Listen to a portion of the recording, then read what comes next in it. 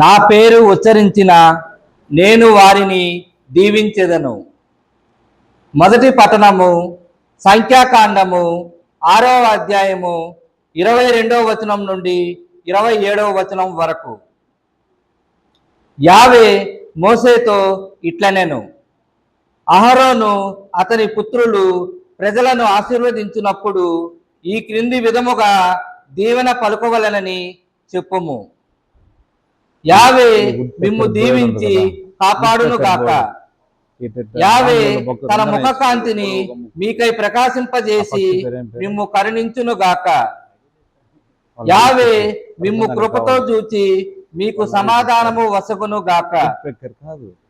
మీరు ఇశ్రాయేలు ప్రజలను ఆశీర్వదించినప్పుడు ఈ రీతిగా నా పేరు ఉచ్చరించిన నేను వారిని దీవించెదను అని చెప్పాను. ఇది ప్రభువు వాక్కు. పరిపక్వమైనప్పుడు దేవుడు తన కుమారుణ్ణి పంపెను. ఆయన ఒక స్త్రీ నుండి పుట్టెను. 2వ పట్టణము పునీత పౌలు గారు గలతీలకు రాసిన లేఖ 4వ అధ్యాయము 4వ వచనము నుండి 7వ వచనము వరకు. 2వ పట్టణము పునీత పౌలు గారు గలతీలకు రాసిన లేఖ 4వ అధ్యాయము 4వ వచనము నుండి 7వ వచనము వరకు. సహోదరులారా, కాలము పరిపక్వమైనప్పుడు దేవుడు తన కుమారుణ్ణి పంపెను. ఆయన ఒక స్త్రీ నుండి పుట్టెను.